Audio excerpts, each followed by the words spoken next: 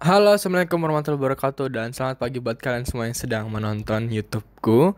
Jadi hari ini aku bakal menjelaskan kalian tentang proses kedatangan bangsa Eropa ke Indonesia. Jadi gini ceritanya. Kedatangan bangsa Barat ke Indonesia dimulai dengan penjelajahan bangsa Portugis dan Spanyol untuk mencari jalur perdagangan yang sudah jelas yaitu rempah-rempah.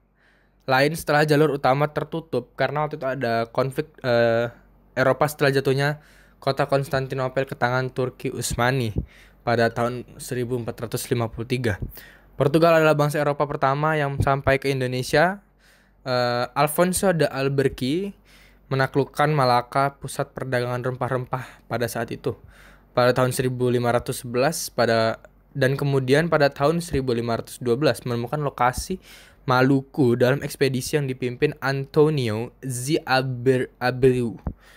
Spanyol adalah bangsa berikutnya yang sampai ke Indonesia ketika anggota ekspedisi Magellan yang dipimpin oleh Juan Sebastian Elcano sampai di Maluku pada tahun 1516.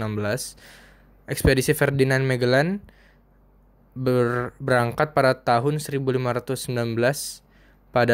dari Spanyol dalam upaya mencari jalur ke Maluku ke arah barat. Sebagai alternatif jalur ke arah timur mengitari benua Afrika yang dikuasai Portugal. Magellan tewas di Pulau Mactan, Filipina, tapi wakilnya Juan Sebastian Elcano berhasil mencapai Maluku dan akhirnya kembali ke Spanyol. Belanda sampai di Indonesia ketika ekspedisi pertama Belanda yang dipimpin oleh Cornelis Sigismund sampai ke Banten pada tahun 1596. Ekspedisi dilakukan karena pedagang bangsa Belanda tidak bisa lagi membeli rempah-rempah dari Portugal. Karena Portugal dan Spanyol bersatu setelah Raja Philip II mewarisi tahta Portugal dari kerabatnya, Raja Sebastian.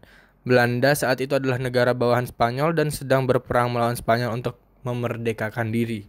Inggris sampai di Indonesia ketika ekspedisi pertama Inggris yang dipimpin oleh Sir James Lancaster sampai di Banten pada tahun 1602. Lancaster membuka pusat dagang pertama Inggris di Indonesia di Banten.